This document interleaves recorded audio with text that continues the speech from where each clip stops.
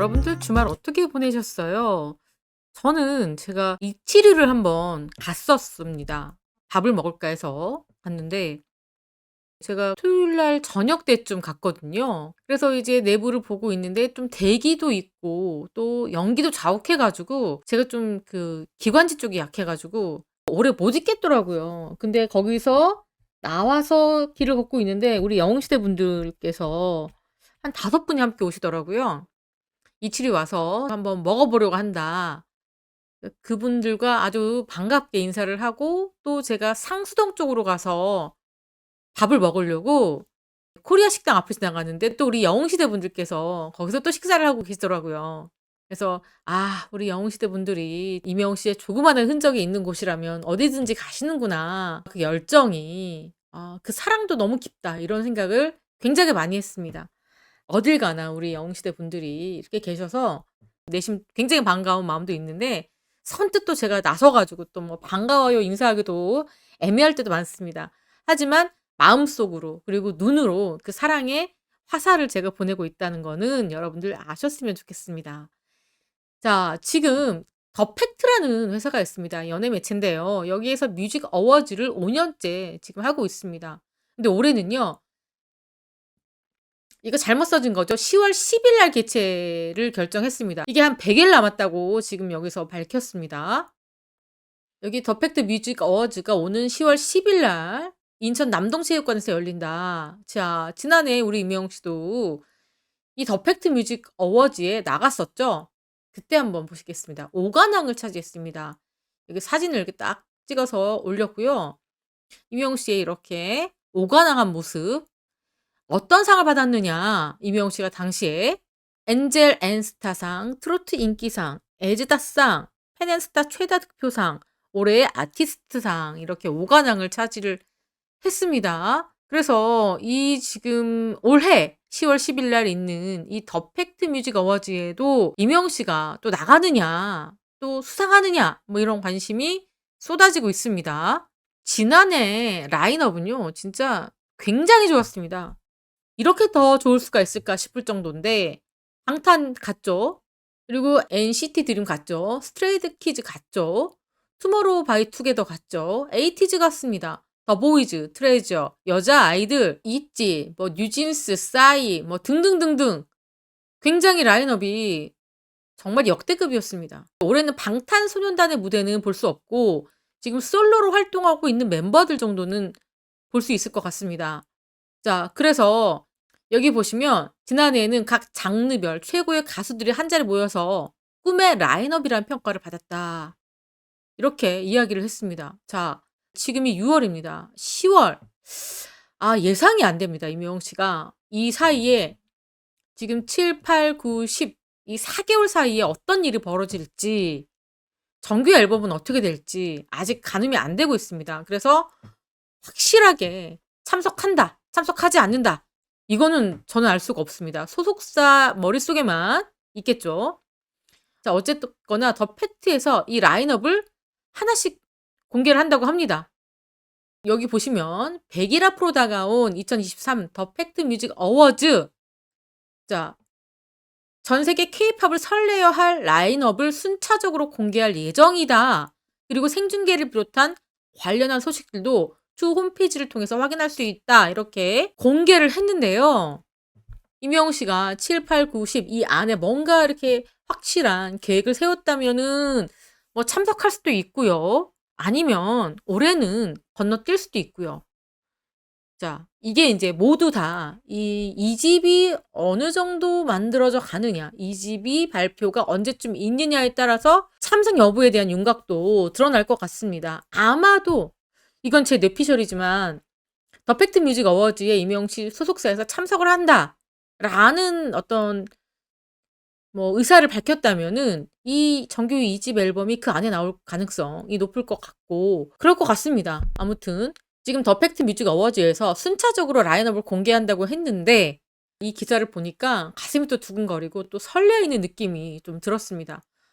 어떻게 보면은 '이명웅 씨를 만났으면 좋겠다. 이명웅 씨의 모습을 봤으면 좋겠다.'라는 생각이 들기도 하지만 이명웅 씨 소속사에서 잘 결정한 문제고 또 요걸 보니까 또 지난해 이명웅 씨가 이렇게 상을 받고 기뻐했던 모습이 또 생각이 났습니다. 그리고 브루노 마스 또 오면 어디서 공연하나, 이 기사를 제가 왜 보여드리냐면요. 대스타들이 오면은 콘서트를 여는 곳이 바로 잠실 주경기장입니다.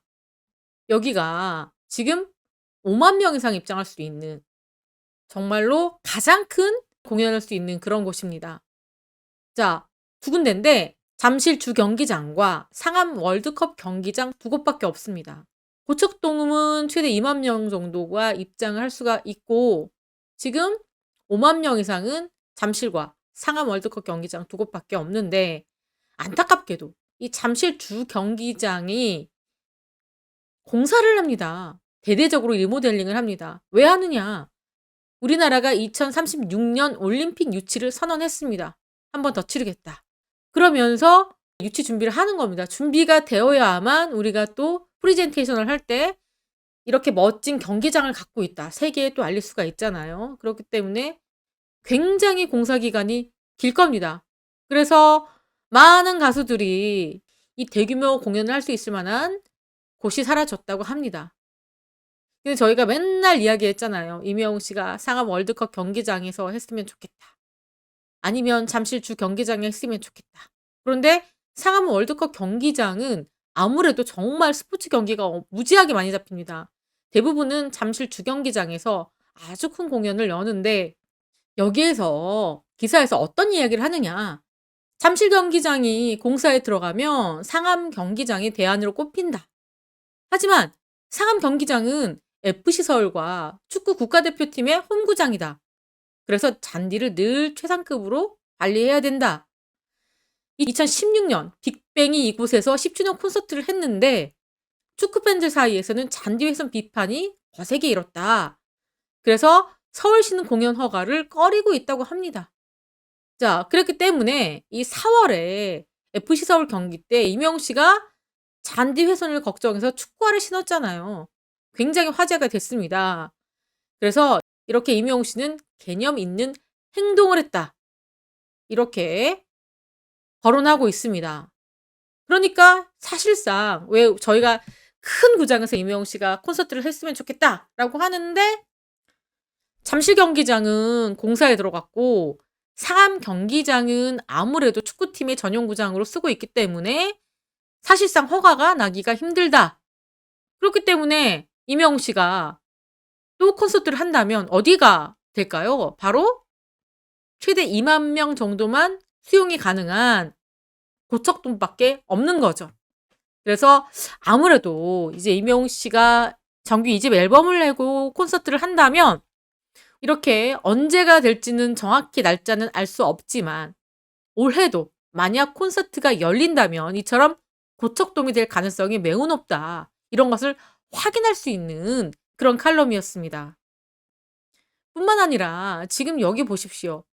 이명웅 씨가 사회 전반에 엄청난 변화를 이끌었습니다. 그리고 이처럼 영화계에도 큰 영향을 미쳤습니다.